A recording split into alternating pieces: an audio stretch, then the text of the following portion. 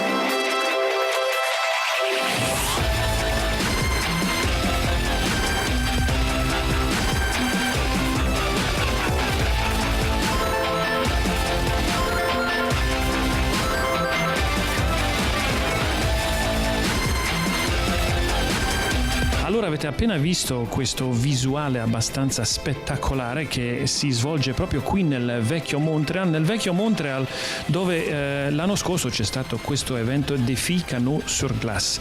D'inverno in questo paese così nordico che è il Canada e Montreal, d'inverno sappiamo che c'è neve, quest'inverno soprattutto fa freddo e geliamo abbastanza, e uno pensa che può andare a sciare, può andare nelle montagne, sia nei Laurentides, può andare anche nel Canton de l'Est a fare un po' di sci di fondo, anche un po' di racchetta, però anche un po' di pattinaggio, anche quello è possibile. Però c'è un'altra cosa che si può fare ed è il canottaggio su ghiaccio, questo evento così spettacolare, favoloso, che ha delle origini storiche, però il terzo anno che si svolgerà proprio qui a Montreal, nel vecchio Montreal, con il Défi Canot sur Glace, e ho proprio con me l'istigatore, se vogliamo, il fondatore di questo evento, il promotore anche lui di questo evento, il signor Simon Lebrun. Simon, benvenuto al nostro programma. Grazie. So che sa parlare un po' di più di quello, un po' timido, però comunque andiamo avanti. Et Simon, parle-nous un petit peu. Bon, on a le Défi Canot sur Glace, on est rendu à la 3e année de cet événement. Comment vont les choses après 2 ans et on est rendu à la 3e? Elles vont bien. Et puis, c'est la 3e année, c'est une année importante pour un événement, peu importe le type d'événement qu'on organise. C'est une année généralement où les gens qui nous regardent un peu de loin, qui se demandent qu'est-ce que c'est cette bébête-là de canot à glace ou d'un autre type d'événement, sont généralement curieux de voir qu'on s'est rendu jusqu'à 3 ans, puis ça prouve qu'il y a un engouement à Montréal. C'est un sport qui avait été présenté il y a plus de 20 ans et qu'on a rapporté à Montréal il y a 3 ans maintenant. Et puis, on était assurément persuadés que à cette période-là de l'année, au mois de février, avant que le printemps arrive, il y avait un certain besoin pour des événements. On est un peu entre les moments où il y a des grands festivals. Et puis, le fait qu'on soit revenu pour une 3e année, ça prouve tout ça, donc on est très contents. C'est vraiment spectaculaire. On a vu, nos téléspectateurs aussi ont vu les images en début d'émission où on voit ces canots qui se promènent sur la glace, et c'est vraiment des courses. Hein? On n'est pas là pour livrer de la marchandise, mais effectivement, c'est quelque chose qui prend ses origines assez lointaines, là, parce que c'était un mode de survie, ce canot sur glace. C'était le bateau nécessaire pour traverser le fleuve. À plusieurs endroits, le fleuve est très long, hein, on le connaît. Puis tout le long du fleuve, durant l'hiver, à cause des courants, des marées, des glaces et des endroits aussi où il y a de l'eau libre, ça prenait une embarcation où on pouvait naviguer sur l'eau. Mais lorsqu'on arrivait face à des glaces, il fallait prendre cette embarcation-là, la soulever sur les glaces, la pousser un peu plus loin, la remettre à l'eau, et ainsi de suite, graduellement traverser le fleuve. Et l'embarcation idéale qui s'est développée au fil du temps était le canot à glace. Il y a très longtemps, des embarcations très robustes en bois qui servaient à transporter gens, nourriture, courrier d'une rive à l'autre sans cesse. Et même à Montréal, c'est pas quelque chose qui existait uniquement dans le bas du fleuve à Charlevoix, dans la région de Montmagny ou à Québec. Il y a des photos qui existent de Montréal où on voit des photos très sympathiques d'ailleurs, des hommes en habits 3 pièces avec des chapeaux melons qui, probablement peut-être le dimanche, traversaient le fleuve avec des canots à glace. Et au fil du temps, on a trouvé d'autres moyens, des embarcations à moteur qui réussissaient à traverser le fleuve plus rapidement, plus fiables.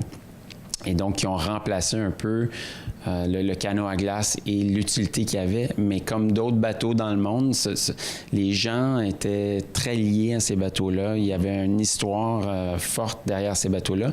On a décidé de les garder en vie en faisant d'autres choses que du transport. Et de là sont nées les courses.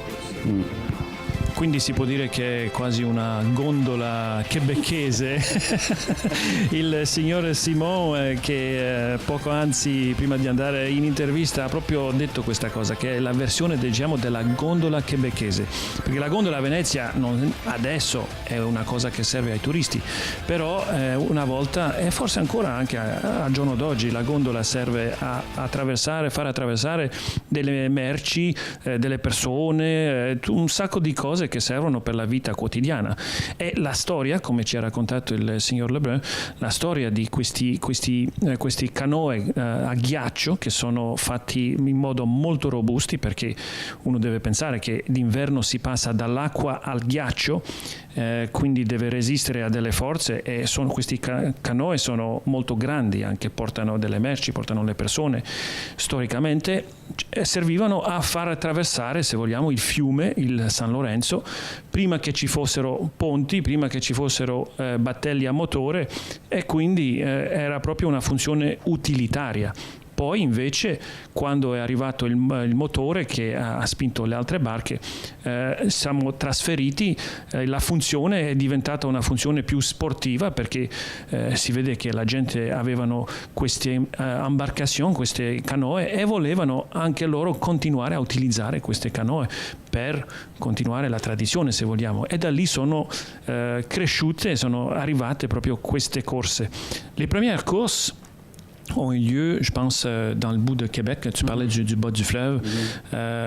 C'était aux alentours de quelle année? Est-ce qu'on a une idée? C'était il y a environ 67 ans. Oui, si je me souviens bien. Donc, quand même une bonne histoire. Oui, il y a toute une histoire. Puis toute l'histoire du canot et des courses a quand même été bien archivée. Et il y a des ethnologues qui suivent ça depuis longtemps puis qui s'y intéressent, parce que c'est quand même précieux pour le Québec, l'histoire du canot à glace. Et depuis l'an passé, le canot à glace a été reconnu comme faisant partie du patrimoine vivant du Québec. Et ça, c'est quelque chose de très important. Ça a été fait par le ministère de la Culture. Donc, c'est vraiment quelque chose qui fait partie de nos racines. Et c'est intéressant de voir, si on regarde seulement le volet course, l'évolution des bateaux depuis 65 ans. Quand ils ont fait les premières courses, c'était encore des énormes bateaux de bois qui devaient pousser. C'est vraiment... Ça devait être très, très lourd. Ah ouais, c'était très lourd. Jusqu'à des bateaux maintenant qui sont des embarcations de 28 pieds. Donc, on parle d'à peu près un peu plus de 8 mètres, tout en carbone. Et pour lesquels ils doivent, le circuit qui chapeaute le règlement et les courses, ou forcer un poids minimum. Sinon, les bateaux seraient trop légers. Et donc c'est un peu les Formule 1 des canots sur glace. Absolument. Puis cette année, on a une équipe, elle s'entraîne de toutes sortes de façons. Là. Les équipes, il y a un peu partout au Québec, mais on a une équipe qui s'est entraînée beaucoup à pousser le canot sur une surface de glace très vive et qui a réussi à dépasser 30 km/h uniquement en poussant le canot. Donc ça donne une idée... Sur la glace? Sur la glace, là. Oui. Non, sur la glace. Donc les moyennes de vitesse tournent autour de, disons, 20 km/h pour une course comme Montréal qui dure au-delà d'une heure, puis qui a une distance totale de presque 17 km pour la catégorie homme élite. Donc, le tempo est quand même soulevé. Puis c'est des embarcations robustes, mais véloces. Esattamente. Simone, ormai facciamo una piccola traduzione e poi continuiamo a parlare di queste canoe. Allora, Simone ci parla che queste canoe sono in fibra di carbonio, quindi molto leggere, non come lo erano una volta, che erano fatte tutte di legno, quindi massicce, molto pesanti, e si può arrivare fino a delle velocità di 30 km/h sul ghiaccio, quindi è come un pattino alla volta. Flotta evidentemente sull'acqua, però sul ghiaccio ha anche una spinta molto molto veloce. Allora, non andate via, che dopo questa brevissima pausa si continua a parlare di Défi Canot sur Glace.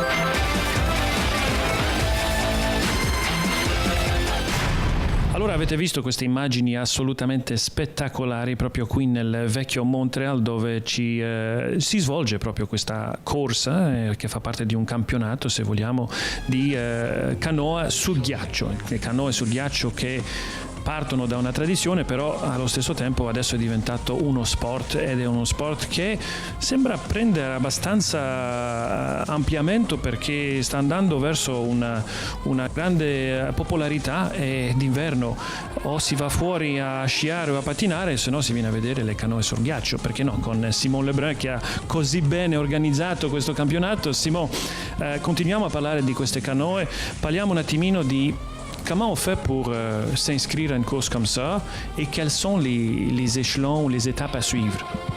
C'est assez bien organisé. Donc, on a un regroupement de sportifs qui s'appelle l'Association des coureurs en canot à glace.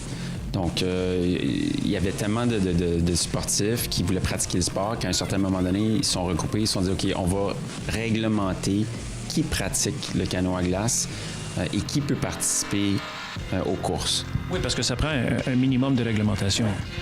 Il y a un certain niveau de risque, il y a très peu d'accidents. Puis je pense que la raison pour laquelle il y a très peu d'accidents, c'est justement parce qu'ils sont bien encadrés. C'est évident que n'importe qui peut s'acheter un canot à glace ou en louer un, puis aller faire du canot à glace seul.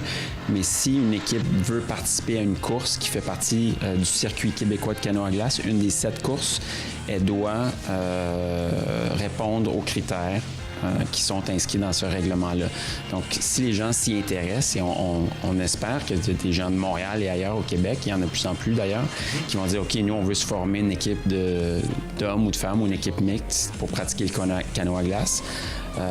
C'est très simple. Ils peuvent se rendre sur le site web de l'Association des coureurs en canot à glace du Québec, où c'est vraiment bien expliqué quel est l'ABC pour commencer à pratiquer le canot à glace. Et à la base, ce qu'il faut, c'est avoir une formation de sécurité simple pour savoir comment réagir lorsqu'on est sur les eaux du fleuve par rapport au froid, par rapport à la navigation de base. Comment, par exemple, lorsqu'on pratique le canot à glace et on est dans un environnement où il y a des navires de commerce, comment on fait pour comprendre où ces bateaux-là vont, hein, le fleuve. En été ou en hiver, ça ne change rien. C'est un plan d'eau qui se partage. Donc, si quelqu'un n'a jamais navigué sur le fleuve, il décide d'y aller en canot à glace, c'est la même chose. C'est un bateau comme un autre. Donc, ça fait partie de la formation. Et avant de pouvoir participer à une course en tant que telle, il faut avoir un certain nombre d'années d'expérience qui est partagée entre les 5 membres d'équipage. Donc, 5 personnes qui n'ont jamais fait de canot à glace ne pourraient pas participer à une course en canot à glace comme ça une première année. Donc, pour avoir une idée, il y en a combien par équipe, mettons, pour quand on a le défi canot sur glace, il y a combien de personnes par équipe? toutes les équipes ont 5 membres d'équipage à bord.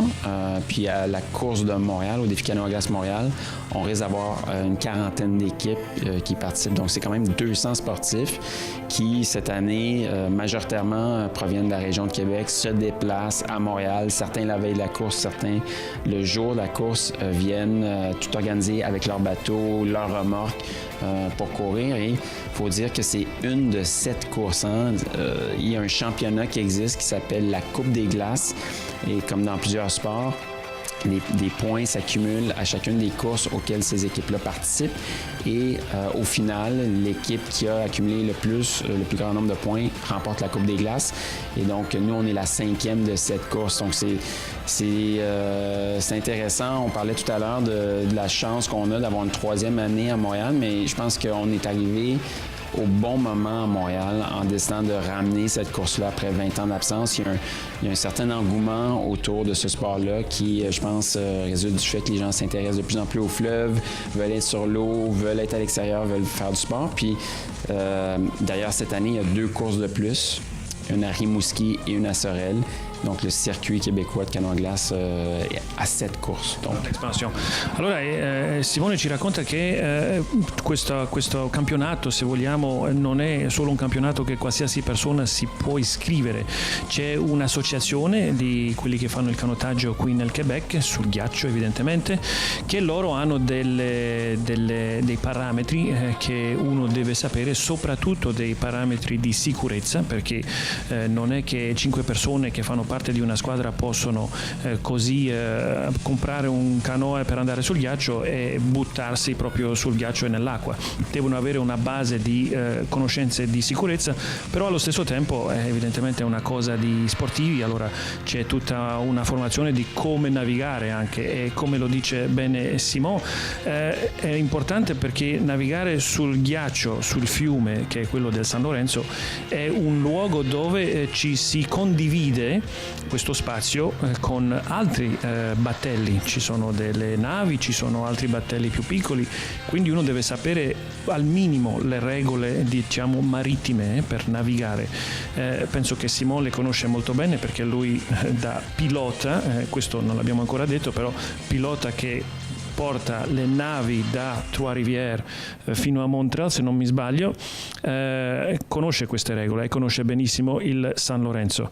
Allora, Simon, il y a 3 classes. Il y a la classe masculine, élite, féminine, élite, et la classe sport.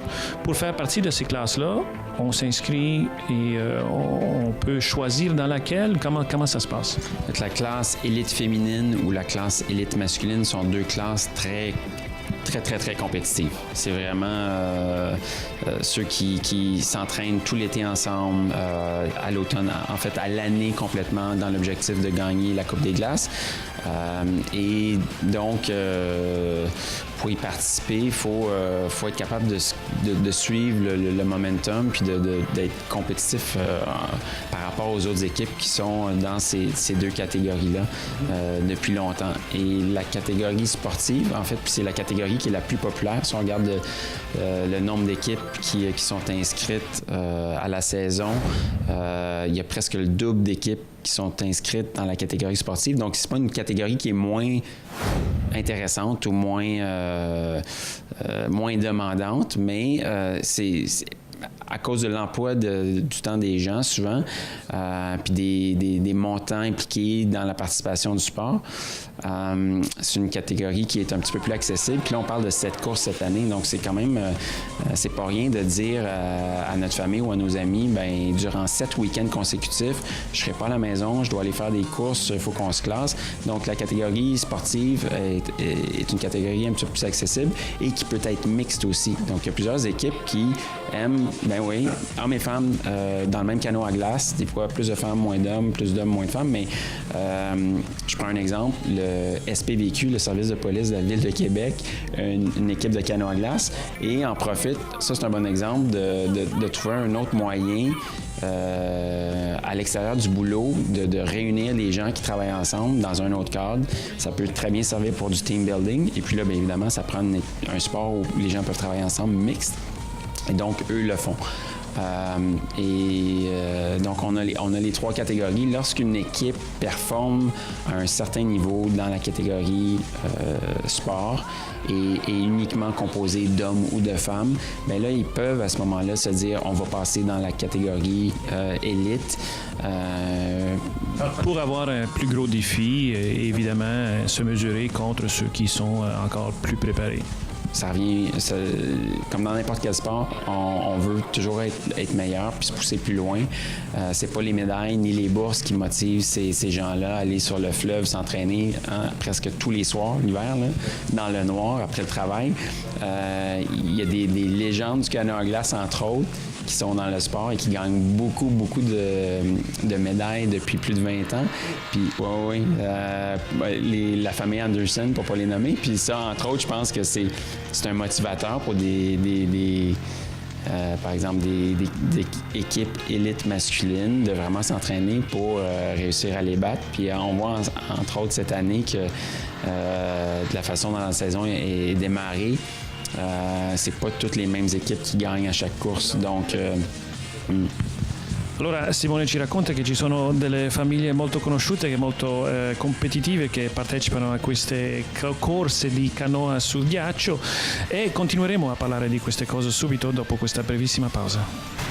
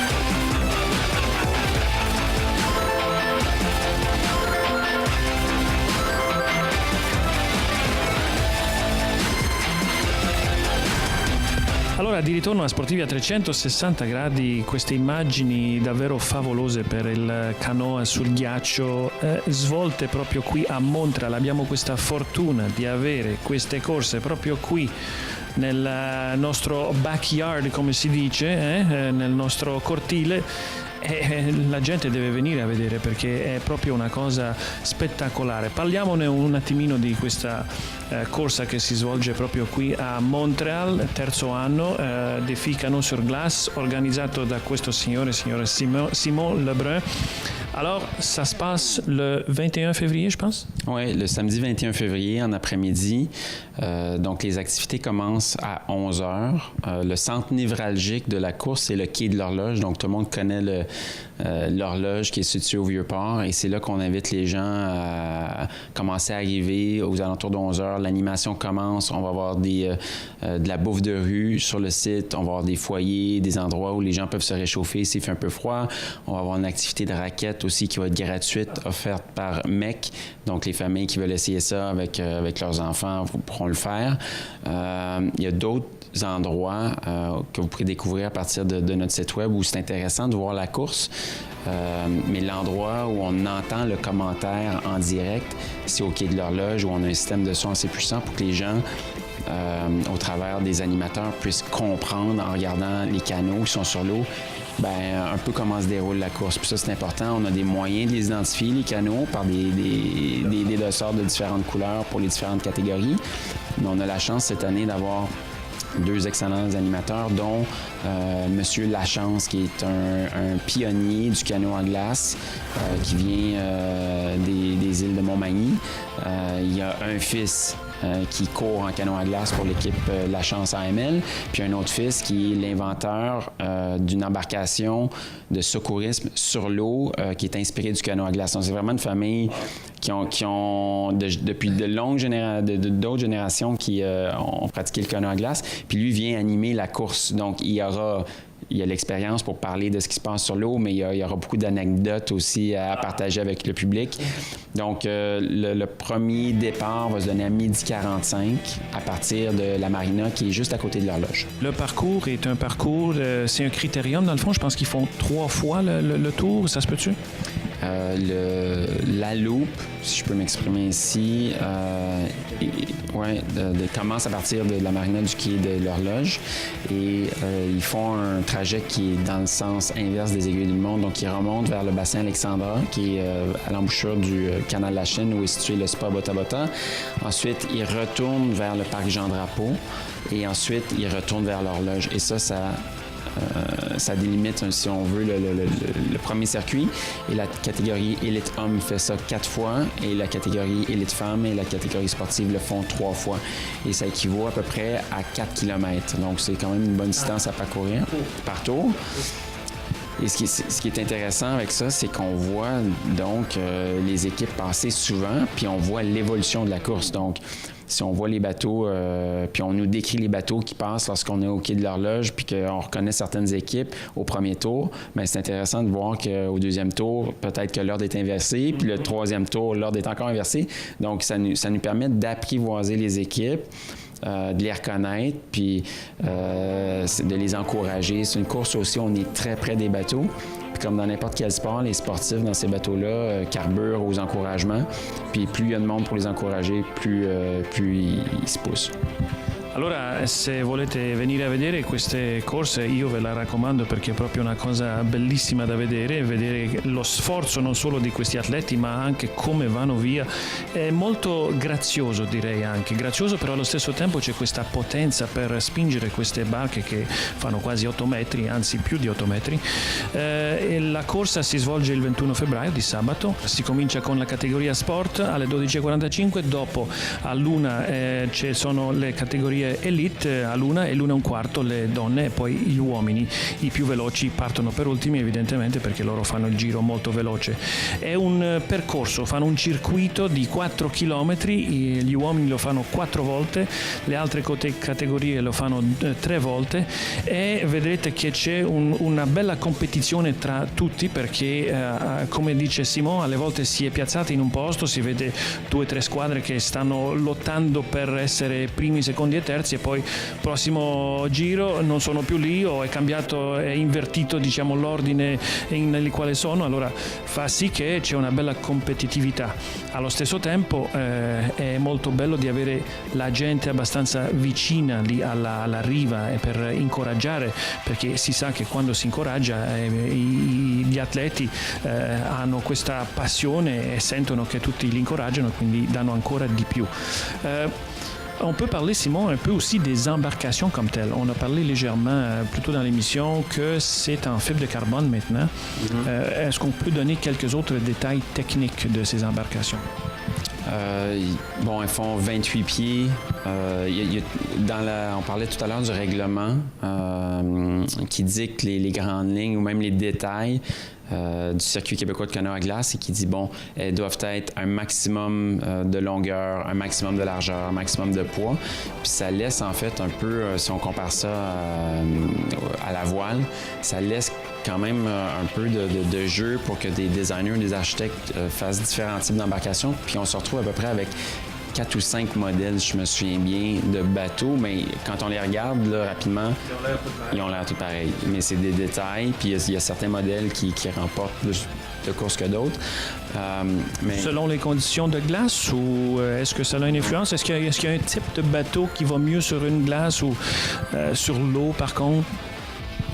Pas à ma connaissance, je crois que sur la glace ou le jour de la course, la cire est quelque chose de très important. Donc, comme des skis, le fartage du canot est quelque chose de très important dans la préparation. Puis, ils vont décider quelle cire ils appliquent jusqu'au dernier moment. Ils vont attendre jusqu'au dernier moment pour décider, dépendant de la température, si c'est de la glace dure, lisse, s'il y a de la neige sur la glace, si la neige fondue sur la glace.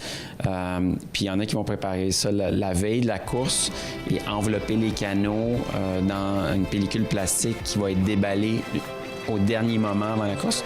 Puis il y en a Donc, c'est comme les chauffe-pneus en Formule 1, là, sauf que là, c'est l'inverse. On veut garder la cire le plus longtemps possible pour permettre de glisser autant.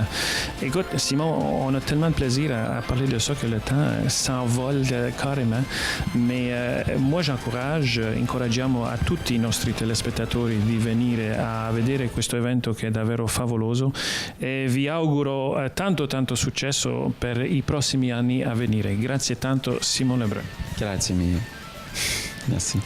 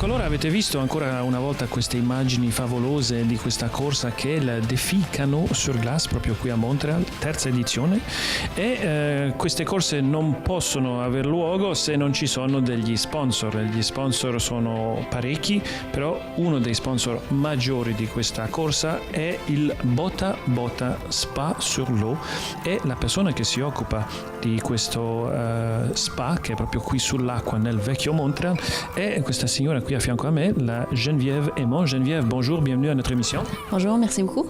Geneviève, tu commandites le défi Canot sur glace depuis la première année. Pourquoi s'impliquer avec un sport comme ça? Pour moi, en fait, lorsque le canot à glace est arrivé à Montréal, ça a vraiment été une opportunité, si on veut. J'ai vraiment trouvé que le canot à glace représentait bien Bota Bota. J'ai trouvé que c'était un beau lien à faire avec le canot, le fleuve Saint-Laurent, l'hiver. C'est des sportifs. Donc, il y avait vraiment pour moi un lien super intéressant de montrer que Bota Bota, c'est pas seulement un endroit, on le voit beaucoup, un spa, comme un endroit de luxe. Je pense que aussi, c'est très important de montrer l'aspect physique, santé, où ça fait du bien. C'est bon pour des gens qui font du sport. On sait tous les athlètes, le chaud, le froid.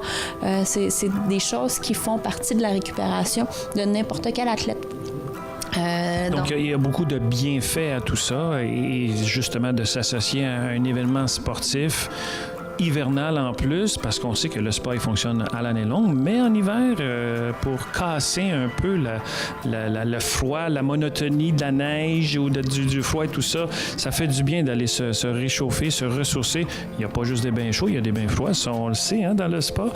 Mais vous êtes aussi commanditaire d'une équipe qui fait partie de ce championnat. Oui, absolument. En fait, l'équipe porte le nom du commanditaire, c'est Bota Bota à la relève. C'est une équipe qui en est à sa troisième saison sur le circuit. Donc, nous, on est entrés avec eux dès leur première saison. Des jeunes filles, des jeunes étudiantes universitaires qui sont vraiment très impliquées dans le sport. Vraiment toutes des athlètes qui provenaient de disciplines différentes. Il y en a deux qui avaient fait qui avaient pratiqué une année de canot à glace, mais elles ont décidé de se partir une équipe ensemble. Donc, encore aujourd'hui, le noyau des 5 mêmes filles existe. Elles font très bien l'année dernière. Elles ont fini 3e dans le championnat élite féminin. Cette année, aujourd'hui, elles viennent de remporter leur première course aujourd'hui même à Québec au Carnaval. Félicitations! Et ça, c'est super un bel exploit là, déjà dans la saison. Je pense que c'est la 3e course, celle de Québec? Oui, exactement. C'est la 3e course pour cette année. 3e des 7 courses pour cette année. Malheureusement, c'est ça. Aujourd'hui, je ne pouvais pas me rendre à Québec pour raison de tournage. Mais depuis cette année, sur le circuit, on on retrouve une localisation GPS, de la géolocalisation sur chaque canot. Donc, on est capable de suivre à distance quand même les courses, même si on n'est pas en mesure de se déplacer. Le circuit, c'est sûr que c'est intéressant. C'est une belle façon de visiter, je dirais, le fleuve Saint-Laurent de Montréal à Rimouski. Mais bon, toutes les fins de semaine, ça peut être un petit peu difficile. Donc, ça nous permet quand même de suivre nos équipes favorites. Si on n'est pas sur les lieux et on les suit ayant une connexion Internet, évidemment, avec nos téléphones intelligents, on peut voir, il y a des genres d'icônes, je pense, hein, puis on peut voir exactement l'évolution des canaux sur la glace. Oui, absolument. On peut voir les 3 catégories distinctes qui sont en couleurs distinctes et on a le numéro de chacun des canaux. Donc, on connaît les trois catégories comme ça. De competiteurs, si on veut. Allora, la signora qui è Mon ci parla del fatto che loro sono implicati proprio dall'inizio di questi défi canot sur glace qui a Montréal, l'inizio 3 anni fa. Questo è il loro terzo anno, loro sono uno sponsor e per loro di essere associati a uno sport invernale così, per uno spa evidentemente c'è un legame perché si sa che ci sono delle virtù a venire qui proprio a farsi non solo fare i massaggi, però a utilizzare l'acqua, freddo, caldo, i sauna, i bagni, i tourbillon e tutte quelle cose lì fanno molto bene al corpo e questo è una cosa che è provata e sappiamo che gli antichi, i greci, i romani, tutti hanno questi bagni termali e ci sono questi servizi proprio qui sul Bota Bota. Parlons un peu du Bota Bota. C'est assez unique d'avoir un traversier qui est un bateau, en fait, un bateau traversier converti en un spa. D'où vient cette idée? L'idée, en fait, c'est vraiment venu d'un besoin qu'on a vu à Montréal d'avoir un endroit comme Bota Bota, d'avoir un spa qui avait des espaces ouverts sur l'extérieur. On trouvait qu'à proximité de Montréal, on ne trouvait pas ce dont on avait besoin, nous, comme consommateurs. Donc, l'idée est vraiment partie de là. Et ensuite, c'est de trouver un endroit et rapidement, l'idée du bateau est venue parce que la localisation du Vieux-Port de Montréal était pour nous idéale. C'est un endroit où il y a des gens qui habitent, il y a des gens qui travaillent, il y a une belle clientèle touristique aussi. Donc, ça nous permet vraiment d'avoir un beau bassin de population à l'année. Qui vient profiter des bains été comme hiver, des soins, des services.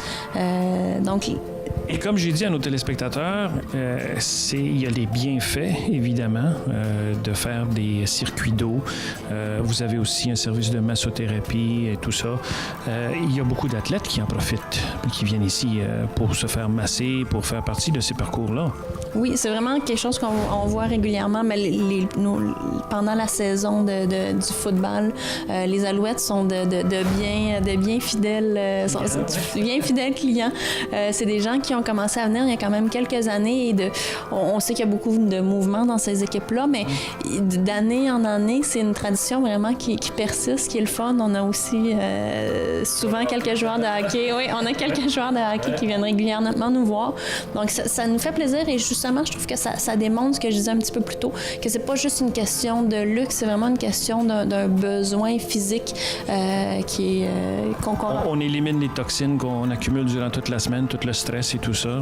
Et non seulement, parce que les athlètes de haut niveau, on sait que oui, le massage aide, mais aussi les bains thermales aussi aident. Geneviève, ça nous a vraiment fait plaisir de découvrir cette place. J'espère que nos téléspectateurs aussi vont en profiter. Et on ne peut que vous souhaiter bonne chance pour la course qui va avoir lieu le 21 février. Bien, merci. Moi, je vais être ici, les regarder bien au chaud à partir du restaurant. On va être très, très bien. Merci beaucoup. Grazie. Merci beaucoup.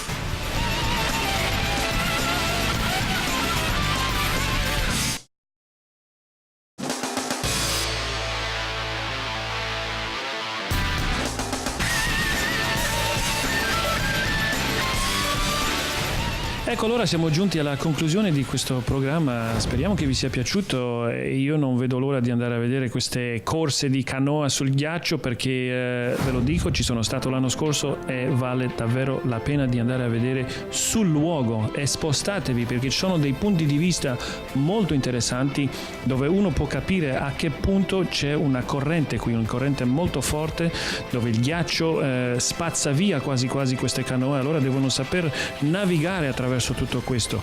Io vorrei ringraziare il signor Simon Lebrun per questi suoi commenti così interessanti di questa storia della canoa su ghiaccio e di questa corsa proprio qui a Montreal, di quale lui è il fondatore, e anche Geneviève Aymon di averci ospitato qui in questo bel luogo che è il Bota Bota Spa, che fa molto bene. Vi raccomando, venite a fare un giro e vi do appuntamento alla prossima puntata di Sportivi a 360 gradi. Ciao!